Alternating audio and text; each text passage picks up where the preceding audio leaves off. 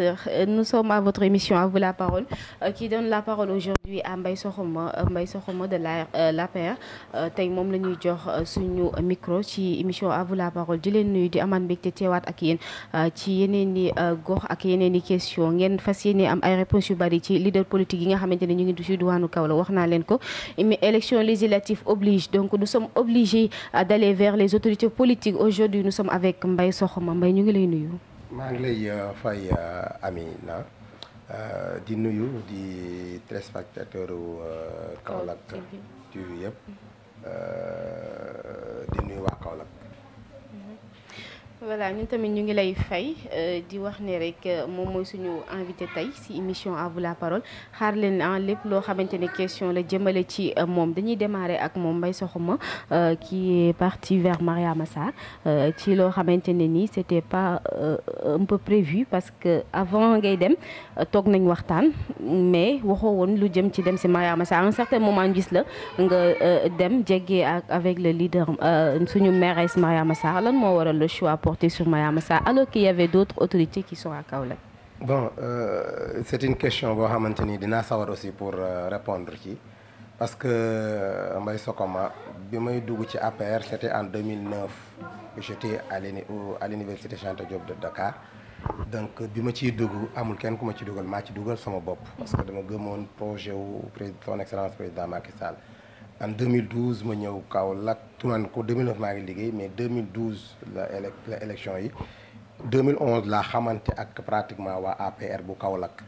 donc ma nekk ci en 2012 bi élection présidentielle yi jàllee ma xamante ak benn leader bu tudd Idrissa Tall mu nekk sama grand frère ma xaman ko bu yàgg aussi bien avant la politique bi may jàng avant may am bac ma xam ko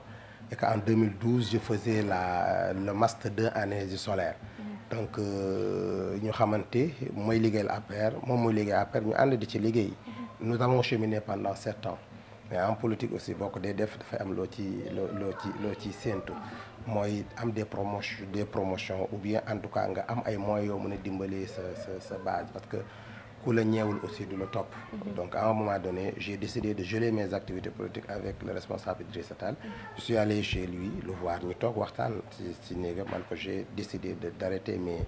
activités politiques ak yow mais j'ai pas arrêté de faire la politique damay continuer de faire la politique. En ce moment il y avait beaucoup de leaders yoo xam ne pratiquement bëggoon nañu liggéey ak man Mariama Sarr ne m'a jamais tendu la main ne ma kaay ñu liggéey. Elle ne l'a jamais fait. Elle ne m'a jamais tendu la main ne ma kaa ñu liggéey par contre lebaloon na ma teraanga parce que en 2017 elle était ministre de la fonction publique bi ñuy aider ñi nga xamante ne vraiment ay ndaw lañ. et je rappelle elle est toujours ministre de la fonction publique. exactement donc dimbale ndaw ñi nga xamante ni ñi ngi sonn te am ay compétences te du liggéeyuñ. pour elle pensait que en ce moment man nekkuma ci dara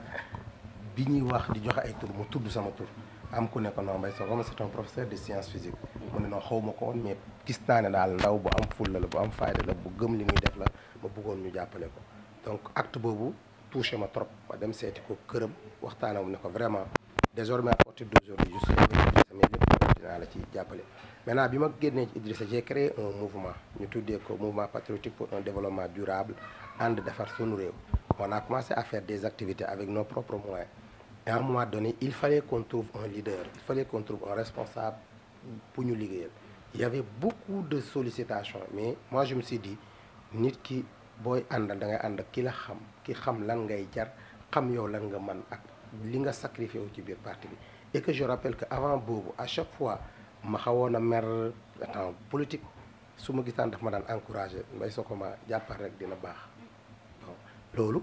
quand je devais décider ma ne moom laay àndal.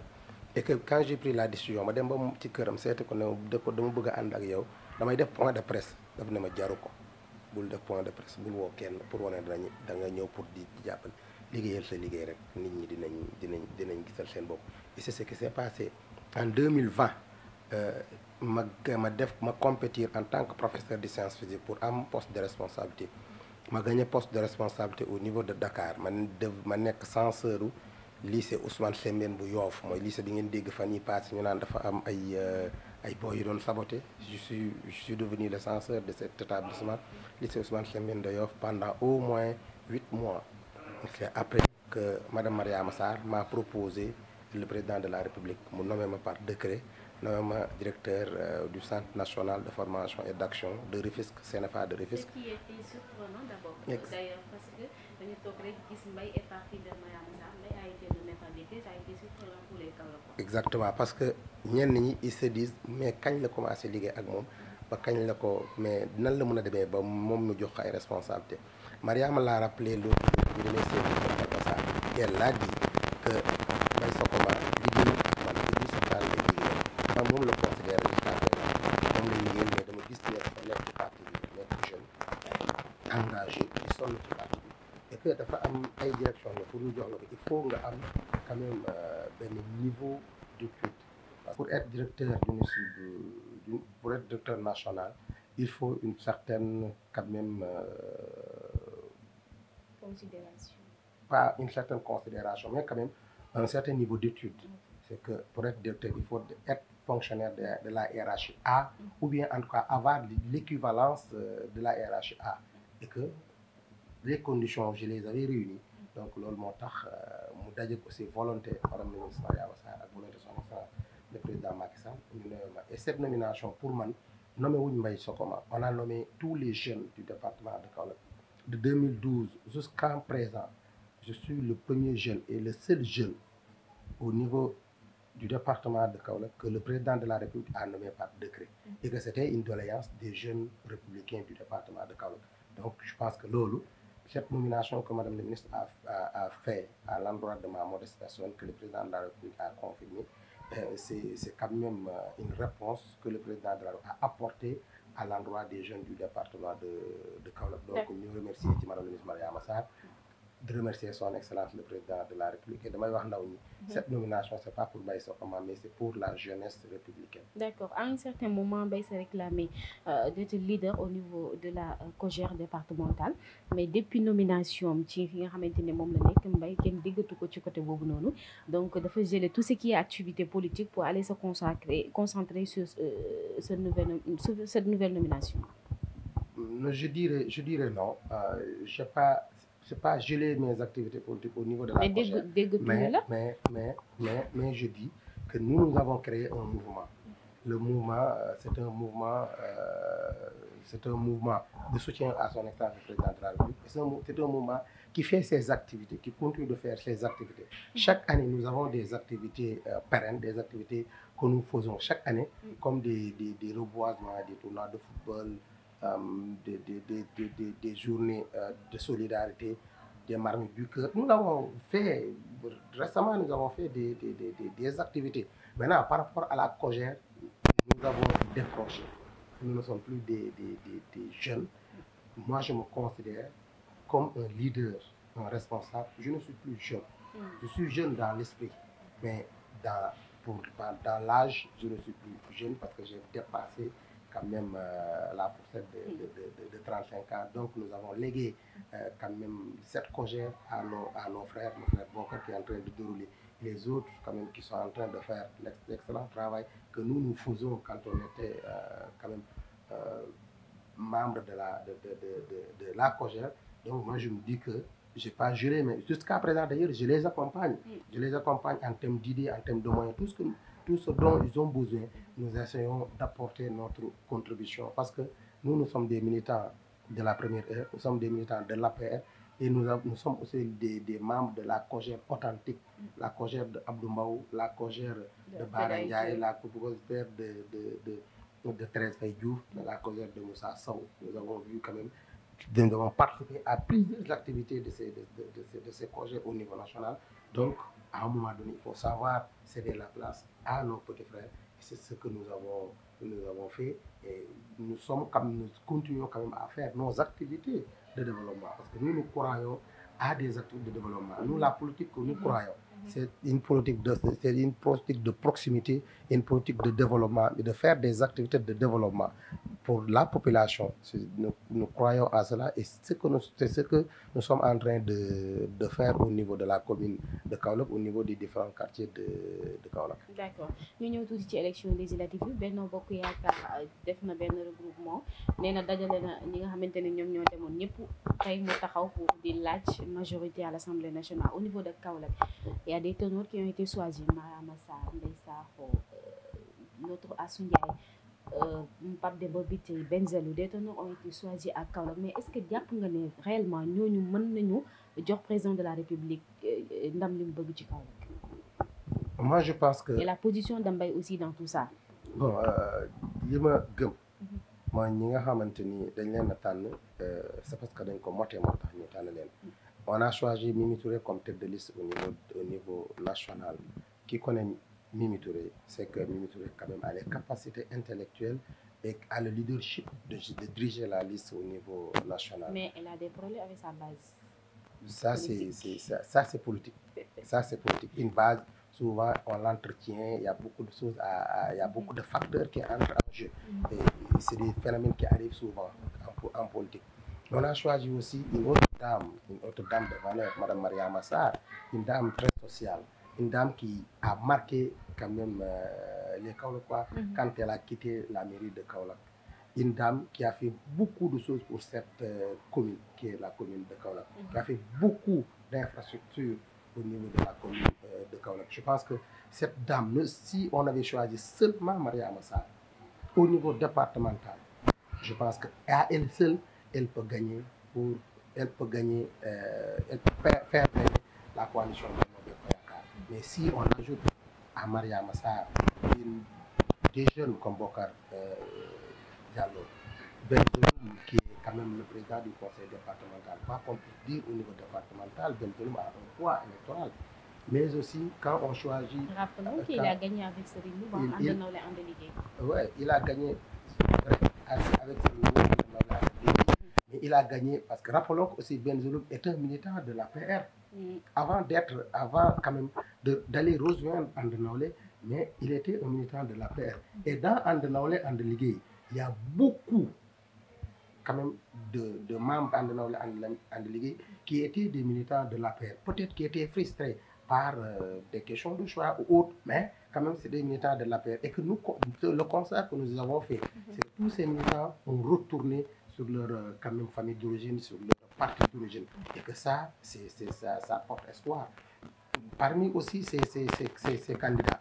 prenons le cas de Pape Mademba Bitèye, qui est une personne de consensus. Pape Mademba Bitèye est une personne de consensus. Pourquoi on l'a choisi au niveau départemental? Pape Mademba Bitèye, nous rappelons quand est-ce qu'il est venu rejoindre le parti APR, il avait un mouvement. Donc si Pape Mademba Bitèye est choisi, parce que tout simplement, c'est une personne de consensus. Et que nous avons, à un moment donné, de l'endurement, la tension qu'on vivait au niveau de la commune de Kaolack, on avait besoin quand même d'avoir une personne de consensus. Et cette personne de consensus n'était rien d'autre que Pape Mademba Bitèye. Et moi, je pense que Pape Mademba Bitèye, pour porter la liste et pour faire gagner aussi la liste, nous avons Ndeye Sakho de le mot de Ndiaye Rahma, nous avons Adji Mbergane Kanouté de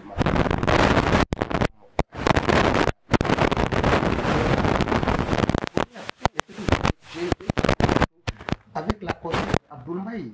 quand on partait à l'université républicaine de Ndiédiène. Donc, c'est des gens qui ont gagné leur badge, c'est des gens qui peuvent porter la liste. Et il y a une autre chose là. Moi, je dis que ces élections législatives, c'est des élections que la coalition de Benno Bokk Yaakaar a gagné pour plusieurs raisons. Parce que tout simplement, les raisons, c'est très simple. Ils ont un leader, un président de la République, un président d'Afrique, une connaissance du président Macky Sall, qui a su faire beaucoup de choses pour ce pays.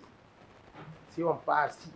pas parler en termes de réalisation. En termes de réalisation, ce que Macky Sall, le président Macky Sall, a fait pour ce pays, personne ne le dit. Même les opposants. Parce que ñi déglu aussi am na ci ñoo xamante ne wax dañuy ñu aménager affaire mais surtout Mbaye pourquoi yéen ngeen choisir def seen campagne sur bilan au président Macky Sall alors que qu'il y avait des députés yi nekkoon assemblée nationale ñu choisiraat leen au niveau des élections ñu war a ñëw wax seen ñoom seen bilan bi ñu def assemblée nationale mais yéen da ngeen décider campagne bilan au président Macky Sall comme si dañu nekk si élection présidentielle. waaw Amina dama ciy joxe réponse en politique c'est des stratégies qu'on met en place ay stratégie la ñuy mettre en place suñu gisee ne opposition bi ñu fi am ces élections là li nga wax dëgg la dooy élection président Macky Sall normalement mënoon nañoo def élection ba mu jeex te duñ ci tudd sax turu Macky Sall loolu mooy yoon mais normalement aussi mënoon nañ def élection yi ba mu jeex te ñi nga xamante ni tey ñoom ñoo nekk opposition bi ki koy incarné di Ousmane Sonko mënoon na sax bañ a feeñ ci élection yi parce que il n'est pas investi bokkul ci ay liste demul moom personnellement élection Khalifa Sall demul élection ñoom ñii campagne di wax demul élection mais ñoom suñu amee fulla ak fayda wàcc ci terrain di wax ne Macky Sall ñu ngi dafa bëgg lii wala dafa bëgg lële ñun xanaa ñu waru ñoo ëpp fulla ak fayda et que aussi je rappelle que député il faut que population comprendre lan lañ lay doyee député buñ la falee lenn lañ lay doyee nga voté ay loi nga def ay proposition de loi nga contrôler l'action du gouvernement mais aussi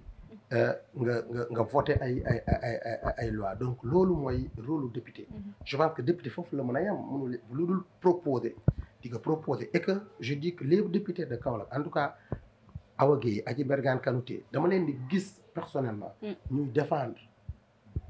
Kaolack waay gis naa ko Awa Gueye gis naa ko fii mu def ak Y'en a marre ñu ñëw seet si ko bi ñu wax bon jafe-jafe askan mu def ko ñoom Adji Bergane Kanouté gis naa ko mu def un autre député qui de l'opposition d'ailleurs Théodore Monteil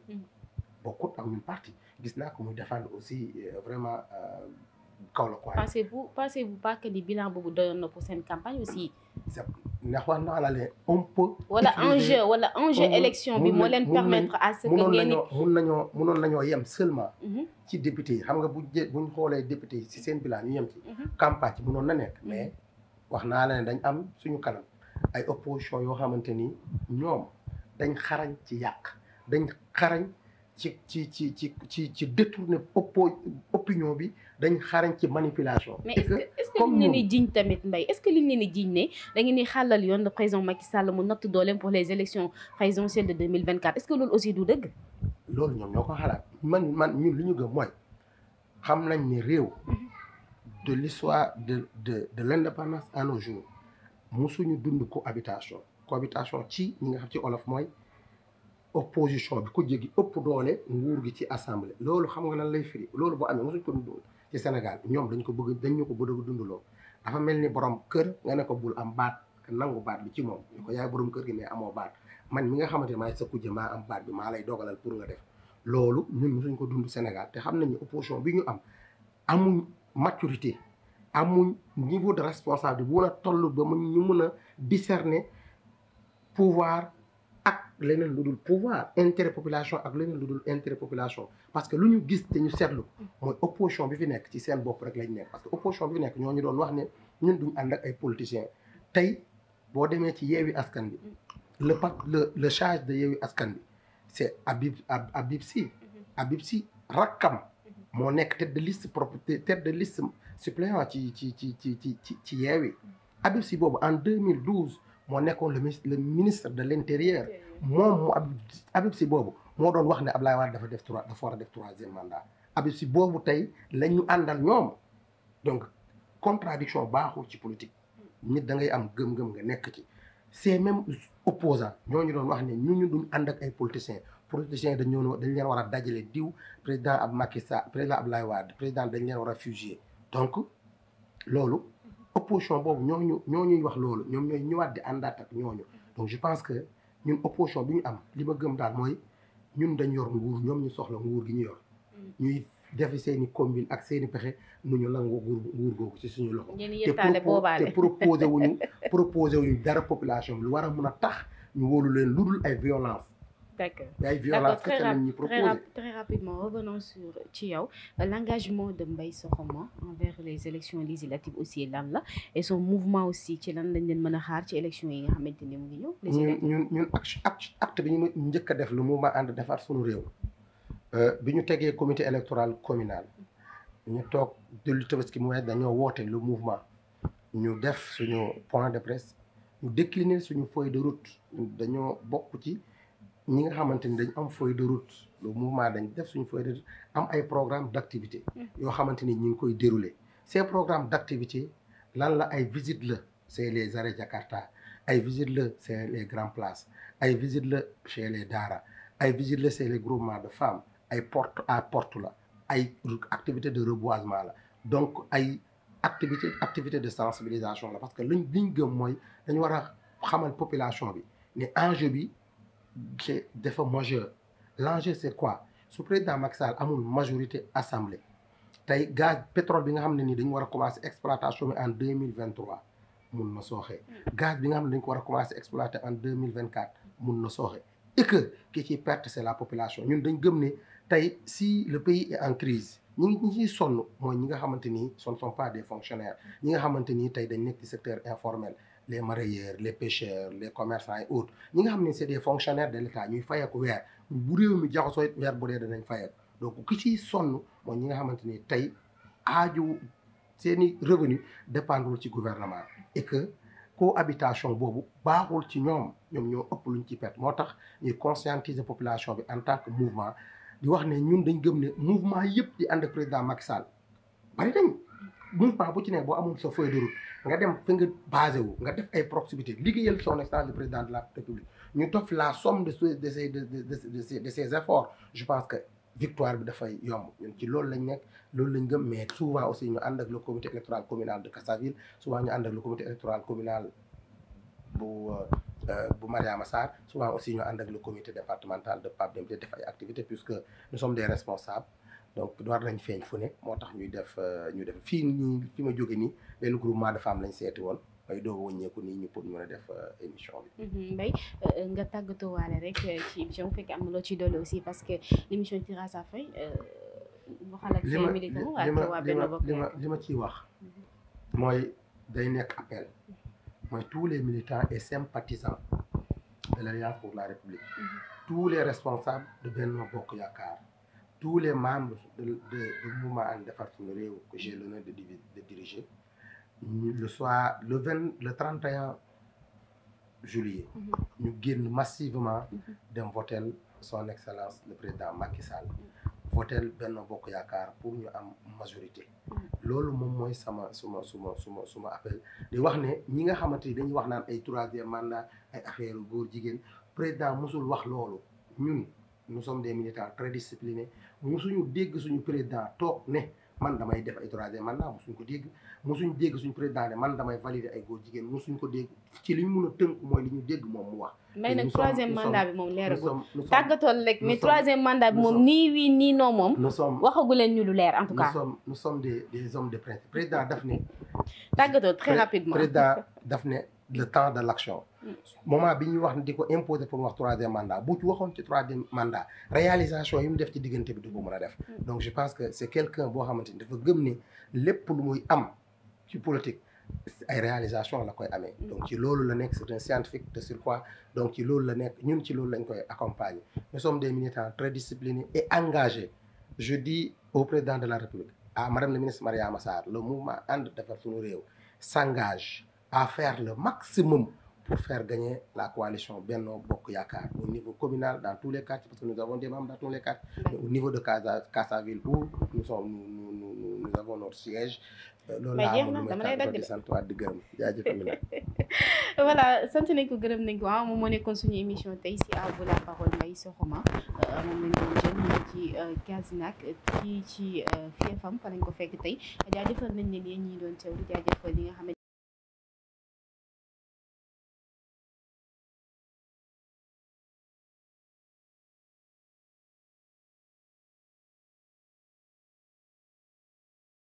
sama xarit la maa ngi koy jaajëfal bu baax a baax di leen jox rendez-vous à très bientôt